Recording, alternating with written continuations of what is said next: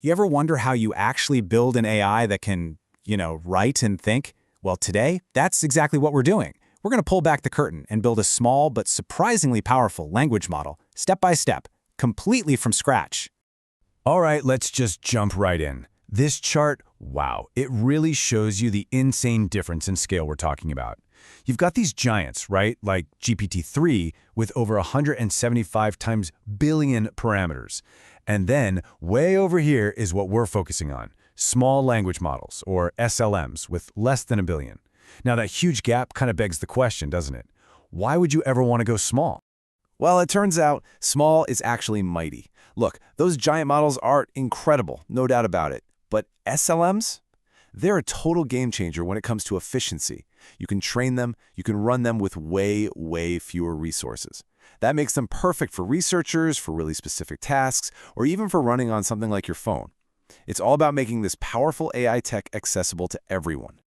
So, where do we even start? Well, like with any good recipe, you've got to start with the ingredients. For us, that ingredient is data. We need to take all this human language, stories, sentences, all our ideas, and prep it in a way that a machine can actually digest. And that prep work really boils down to three main steps. First, we've got to pick our data set. We're using something called tiny stories, which is pretty much what it sounds like. It's a bunch of simple, short stories that a 3- or 4-year-old could get. That simplicity is actually perfect because it teaches our model the absolute basics of how coherent English works. After that, we do something called tokenizing, and then we just store it all efficiently so the model can grab what it needs super fast during training.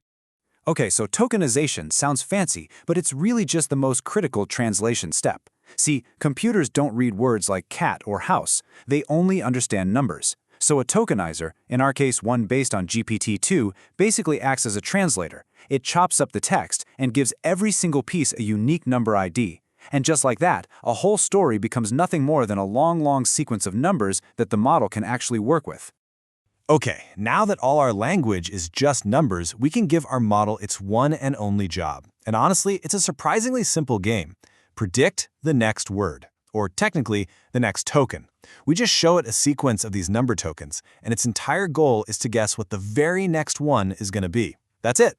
But when you make it do that millions and millions of times, it starts to learn all the incredibly complex patterns, the grammar, the logic, everything that makes up language. So we've prepared the food for thought. Now it's time to build the brain that's going to eat it. Let's take a look under the hood of our model's architecture.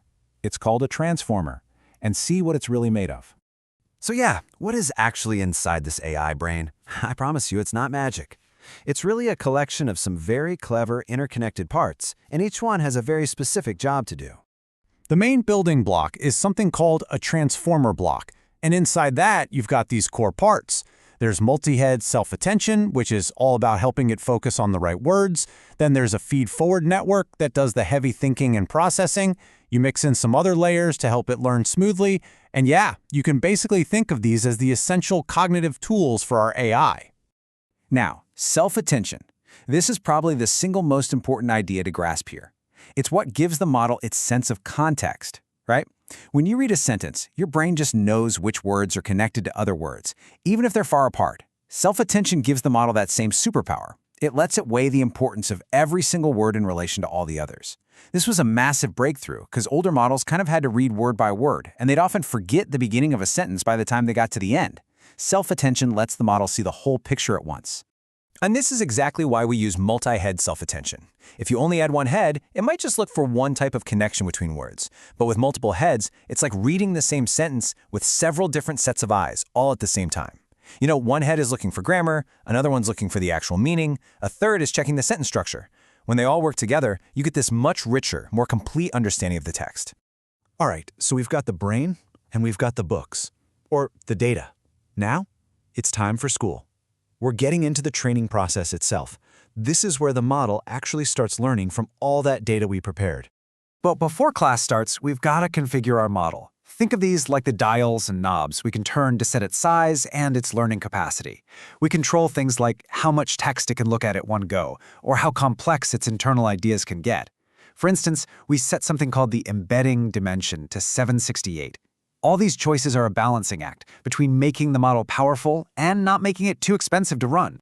So, the training itself is basically a non-stop loop. It's like this. The model grabs a chunk of data, tries to make its prediction, and then it checks how wrong it was. That error, we call that loss. Then, using a clever tool called an optimizer, it adjusts all its internal settings just a tiny bit to try and get it less wrong the next time. And it just repeats that cycle, thousands and thousands and thousands of times. It gets a little smarter with every single repetition. So the whole game comes down to this one number right here, the training loss. The entire goal of this whole entire process is to get this number as low as we possibly can. As we train, we just watch this number go down, down, down. And that's our signal. That's how we know our model is actually learning the patterns and getting more and more accurate.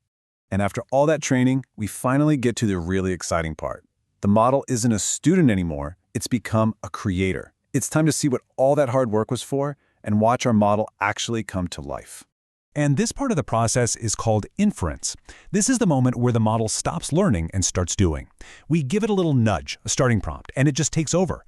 It starts predicting the next token, adds it to the sentence, predicts the next one, adds that, just stringing them all together, one by one, to create whole new sentences. And here you have it.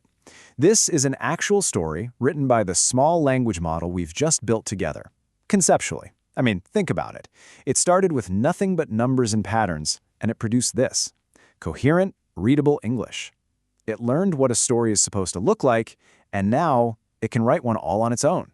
So let's recap. We went from raw text all the way to a thinking, writing machine. We saw how you turn words into numbers with tokenization, how that cool self-attention trick helps the model understand context, and how an intense training loop shapes it into a creator. Look, the process is definitely complex, but the building blocks, they're totally understandable. So now that you've seen how it's done, what would you create?